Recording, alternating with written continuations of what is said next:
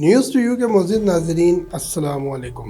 ناظرین، حضرت خواجہ سلیمان تنوسوی رحمۃ اللہ علیہ اپنے زمانے مبارک میں ایک دن حجام سے اپنے سر مبارک کے بال اس طرح سے صاف کروا رہے تھے کہ اچانک حجام نے آدھے سر کے بال صاف کیے اور پھر اچانک سے رونے لگ گیا اور آپ نے پیچھے مڑ کے اس سے وجہ دریافت کی۔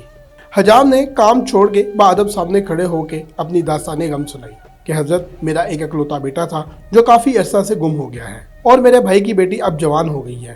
میں نے اپنے بیٹے کی شادی اس سے کرنی تھی۔ آج میرے بھائی نے مجھ سے کہا کہ بھائی، آپ کا بیٹا تو کافی عرصہ سے لاپتہ ہے، پتہ نہیں کہ واپس آئے یا نہ آئے، مجھے اجازت دو کہ میں اپنی بیٹی کی شادی کہیں کر دوں اور اپنا فرض ادا کر دوں۔ مجھے اس کی یہ بات یاد آئی جس کی وجہ سے مجھے رونا آ گیا کہ اگر آج میرا بیٹا ہوتا تو میری بھتیجی گھر میں ہی رہتی۔ آج شام کو میں نے اپنے بھائی کو جواب دینا ہے، اس لیے بہت پریشان ہوں۔ خواجہ صاحب نے جب اس کی یہ حالت دیکھی تو فرمایا کہ میرے سر کے آدھے بال واپس آ کے صاف کرنا، پہلے جاؤ اپنے گھر، آپ کا بیٹا گھر آ گیا ہے، اسے مل کر آؤ۔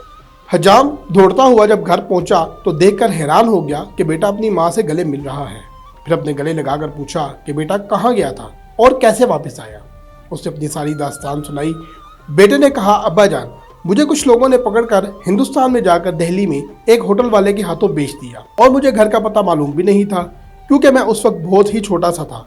اب میں جب کہ کافی بڑا ہو گیا ہوں اور آج اس ہوٹل پر کام کر رہا تھا کہ ایک بزرگ آئے، وہ آدھے سر سے گنجے تھے اور ان کے آدھے سر کے بال تھے۔